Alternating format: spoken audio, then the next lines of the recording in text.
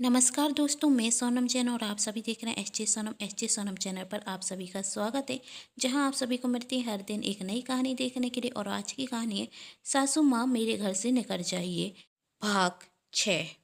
यदि आप सभी को मेरे द्वारा लिखी गई ये कहानी पसंद आए तो चैनल को सब्सक्राइब कर लीजिएगा और पास में जो बेल आइकन का बटन है उसे भी जरूर प्रेस कर दीजिएगा, क्योंकि उसी से मिलेंगी आप सभी को मेरी आने वाली हर कहानी की नोटिफिकेशन। कहानी पसंद आने पर वीडियो को लाइक जरूर कीजिएगा, क्योंकि इससे मुझे मिलती है नई नई कहानियाँ लिखने के लिए प्रेरणा। और कहानी को अपनों के साथ शेयर करना बिल्कुल ना भूलें। तो चलिए कहानी शुरू करते हैं। हर दिन की तरह रोहन ऑफिस जाने के लिए घर से निकलता तो वह अंजलि से कहता, अंजलि तुम्हें नहीं लगता कि तुम कुछ भूल रही हो? अंजलि ने कहा, क्या रोहन? मैंने तो आपका लंच बॉक्स भी रखा दिया है और अपने सारे काम भी कर लिए हैं। आप ऐसा क्यों कह रहे हैं? रोहन ने मुस्कुराते हुए कहा, कुछ नहीं। तभी अंजलि कहती है, रोहन आज आपको क्या हो गया है? आज आपको ऑफिस नहीं जाना है? वैसे तो हर दिन कहते हो। अंजलि मेरा लंच बॉक्स लाओ, मुझे ऑफिस जाने के लिए देर हो रही है। और आज मैंने जब आपका लंच बॉक्स तैयार कर कर रखा है तो आपको ऑफिस नहीं जाना है क्या? किसका इंतज़ार कर रहे हैं? तब रोहन ने कहा, माँ का। माँ कहाँ है? तब अंजलि कहती, माँ जी तो मंदिर गई हुई हैं, ना जाने कितनी देर में आएंगी और उनका इंतज़ार करेंगे तो आपको ऑफिस जाने में देर हो जाएगी। रोहन ने कहा, तुम ठीक कह रही हो, मैं ऑफिस जाता हूँ। कहकर रोहन ऑफिस चला जाता। अंजलि वहीं कुर्सी पर बैठकर सोचने लगती, मैं तो हर दिन यही कोशिश करती हूँ कि मेरे पति और मेरी सास के बीच में दरार आ जाए। मेरे पति खुद ही कहते हैं अपनी माँ से, माँ अब आप गांव जाकर रहिए, लेकिन मुझे नहीं लगता कि वह दिन कभी आएगा। आज उन्हें ऑफिस जाने के लिए देर हो रही थी, लेकिन फिर भी वह माँ का इंतज़ार कर रहे थे। एक छोटे बच्चे की तरह हद होती है, आखिर कोई इतना माँ भक्त कैसे हो सकता है? मैं हर दिन कोई नया नाटक करती हूँ, ये सोचकर कि सासू माँ खुद कहते हैं कि बेटा अब मुझे इस घर में नहीं रहना है। लेकिन सासू माँ भी कम नहीं है, पूरे 15 दिन हो गए हैं पर वह तो गांव जाने का नाम भी नहीं ले रही हैं। ना जाने और कितने दिन मुझे इन्हें झेलना होगा। अंजलि जब यह सब सोच रही थी तभी उसकी सासू माँ मंदिर से आती और कहती, बेटा रोहन क्या ऑफिस चला गया? अंजलि ने चिढ़ते हुए कहा, हाँ चले गए। क्यों, आपको कोई काम था क्या उनसे? तब अंजलि की सास कहती, नहीं बेटा भाई आज ना। तभी अंजलि अपनी सासू माँ को रोकते हुए कहती, मुझे आपसे कोई बात नहीं करनी, वैसे भी मेरे पास बहुत काम है। कहते हुए अंजलि अपने कमरे में चली जाती और रोहन की माँ कहती, बेटा मैं तो बस यही कह रही थी कि आज रोहन का जन्मदिन है तो मंदिर गई थी तो प्रसाद लेकर आई हूँ, उसे वही देना था, लेकिन शायद मुझे ही देर हो गई मंदिर से आने में। फिर थोड़ी देर बाद सोचती, कोई बात नहीं, रोहन ऑफिस से रात को तो घर आएगा ना, तभी उसे यह प्रसाद दे दूँगी और उसके पसंद के बेसन के लड्डू भी बना देती हूँ, उसको बहुत पसंद आएंगे। कहते हुए रोहन की माँ रसोई में जाकर बेसन के लड्डू बनाने लगती। तभी अंजलि तैयार होकर घर के बाहर जाने लगती। रोहन की माँ अंजलि को रोकते हुए कहती, बेटा कहाँ जा रही हो? जरा रसोई में आकर मेरी मदद करा दो ना।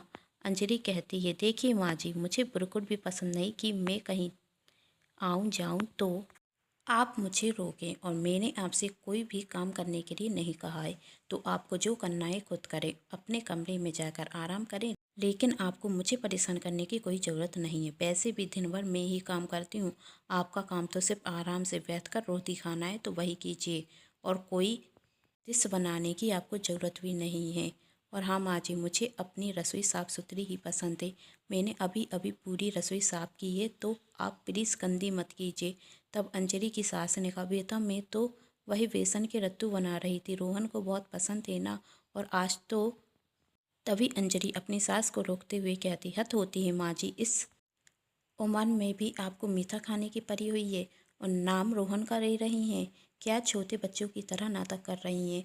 जो करना है कीजिए, लेकिन साफ सफाई का पूरा ध्यान रखिएगा, वरना पता चले कि मैं थक कर घर पर आऊँ और रसोई यहाँ पर गंदी हो। कहकर अंजलि गुस्से में वहाँ से चली जाती और यहाँ अंजलि की सास अकेले ही घर पर बेसन के लड्डू बना रही थी। और फिर वही सोचती है, रोहन का जन्मदिन है तो उसके ही मनपसंद का खाना भी बना देती हूँ, शाम को खाएगा तो खुश हो जाएगा। सोचते हुए वह रोहन के पसंद का खाना बनाने लगती हैं। और वहाँ अंजलि निधि के घर जाती तो निधि अंजलि से कहती, क्या हुआ मैडम, आज तो बहुत गुस्से में दिख रही है। तब अंजलि ने कहा, तुझे तो पता ही है मैं हर दिन कोई नया नाटक करती हूँ अपनी सासू माँ को घर से बाहर निकालने का, लेकिन मेरी सासू माँ तो कहती ही नहीं कि मैं गांव वापस जा रही हूँ। तब निधि कहती, और कर एक अच्छी बहू बनने का नाटक। अब एक अच्छी बहू बनने का नाटक करेगी तो सास की सेवा तो करनी ही पड़ेगी ना, तो कर एक अच्छी बहू होने का नाटक। इसलिए तो कहती हूँ कि सास से ज़्यादा प्यार से बात मत किया कर, वरना यह तो सिर पर चढ़कर नाचने रखती हैं।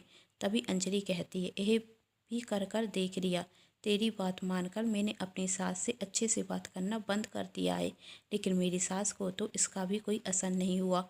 कल मैंने उनसे गुस्से में कहा था कि मेरी रसोई में मत जाया कीजिए, मेरी रसोई में घुसने की कोई भी ज़रूरत नहीं है, और आज रसोई में घुसकर बेसन के लड्डू बना रही हैं।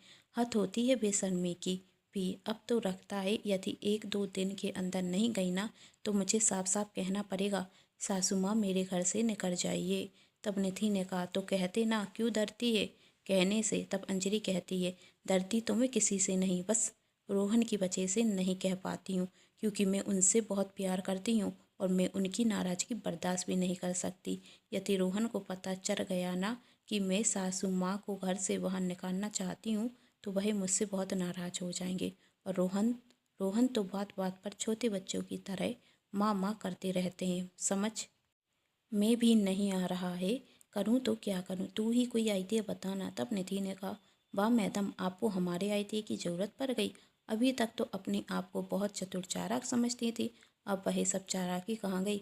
तब अंजलि ने गुस्से में कहा, देख निधि, तू मेरे मचा लेना तो बंद कर, यदि कोई तरकीब हो तो बता। तब निधि ने कहा, वैसे एक तरीका तो है। अंजलि ने कहा, जल्दी बता, क्या तरीका है।